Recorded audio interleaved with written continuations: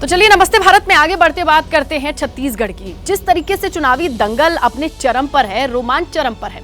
कांग्रेस जहां एक बार फिर से सत्ता में लौटने के लिए पूरी कोशिश है, ख्वाब देख रही है, ठीक उसी तरीके से बीजेपी की बात करें तो वो भी अपना खोया हुआ सिंहासन वापस पाना चाहती है और इसकी की तलाश जद्दोजहद वहां पर देखी जा रही है। हाई प्रोफाइल सीट माने जाने वाली राजनांदगांव की बात करें तो 7 नवंबर को मतदान होना है। ऐसे में बीजेपी की तरफ से उम्मीदवार हो या फिर बड़े दावेदार, वो वहां पर कैसे चुनाव के प्रचार की रणनीति के साथ जमीन पर हैं, इस रिपोर्ट को देखिए।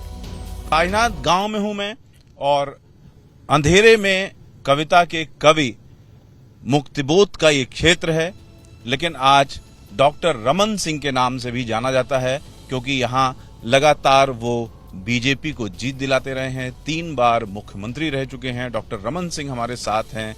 लगातार सर आप यहाँ पर सभाएं कर रहे हैं, लोगों से मिल रहे हैं, लेकिन राजनांदगांव में हम चुके हैं और दूर इलाहाबाद और दिल्ली में बैठ करके हम लोग सुनते रहे राजनांदगांव का नाम, मुक्तिबोध को उससे जोड़ करके देखा जाता है।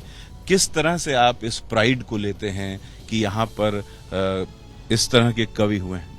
राजनांदगांव संस्कारधानी कहा जाता है और राजनांदगांव का ये सौभाग्य है कि न केवल माधव गजानन मुक्तिबोध जी बल्कि पदुमलाल पुन्नालाल बख्शी जी भी यहाँ लंबे समय तक कॉलेज में शिक्षक अध्यापन के कार्य करते रहे।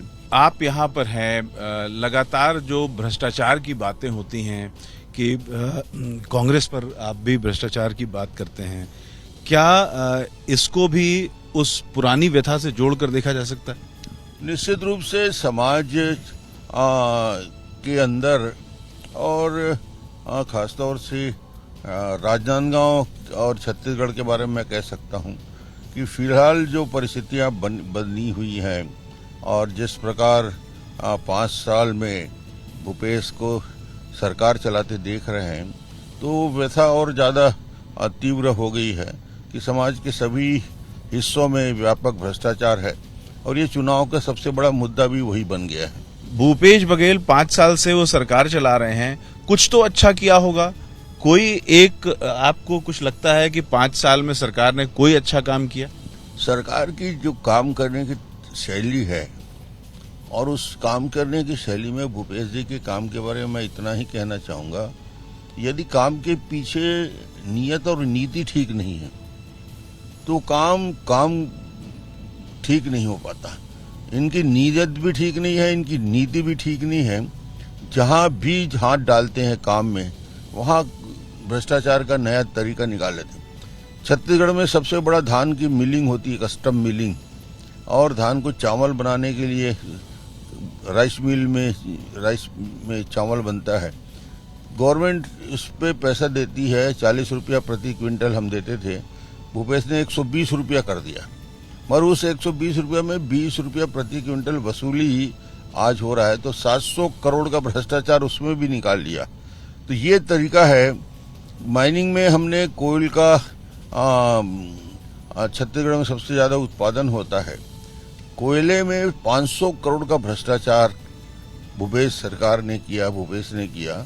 तो अब आप अगर मुख्यमंत्री बनते हैं तो आप सबसे ज्यादा ऐसा कौन से काम करेंगे जिससे आपको लगता है कि पिछली बार की तरह आपको फिर किसी बात के लिए जाना जाए? गांव-गांव में एक ही आवाज अभी आती है कि गरीबों के आवास की व्यवस्था, रोटी कपड़ा मकान जो बोला जाता है, तो ये मकान की चिंता ग्रामीण क्षेत्र में 16 लाख से ज्यादा लोग हैं, मगर 16 लाख तो स्वीकृत काम थे। तो अब पहली चुनौती होगी, सरकार बनते ही पहले दस्तखत से पहले हस्ताक्षर से जो भी मुख्यमंत्री बनेगा उसको 16 लाख आवास को स्वीकृत करके गरीबों के जीवन में एक आवास की योजना का फिर से खुशी लाने का प्रयास होगा। अब अगर आप मुख्यमंत्री बनेंगे तो हेल्थ में क्या करेंगे? हमने स्मार्ट कार्ड के माध्यम से हर गरीब व्यक्ति को निःशुल्क इलाज के लिए 50,000 तक के स्मार्ट कार्ड उनको प्रदान किए थे, जो बंद हो गया है।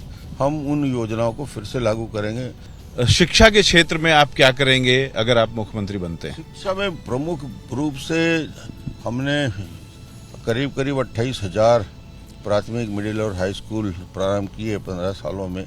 अब उन स्कूल को अपग्रेड करने की ज़रूरत है। ऐसी शिक्षा जिसमें सीधे उनको रोजगार से जोड़ा जाए और बेहतर शिक्षा की व्यवस्था को मजबूत करने का काम छत्तीसगढ़ में हम करेंगे। 2024 की क्या तैयारी है? देखिए, 2024 के लिए ये सेमीफाइनल ही है 2023 का ये चुनाव। पिछले बार हम चुनाव हार गए विधानसभा का, मगर लोकसभा में 8 सीट जीत के आए। तो ये है छत्तीसगढ़ की जनता, ये तय करना जानती है।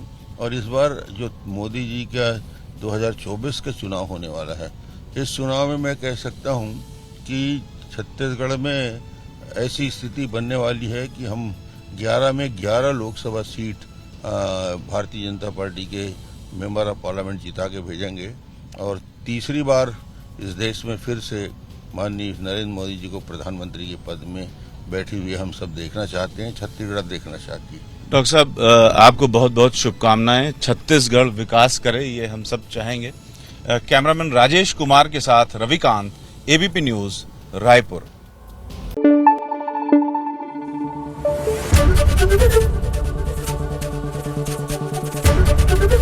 एबीपी न्यूज आपको रखे आगे।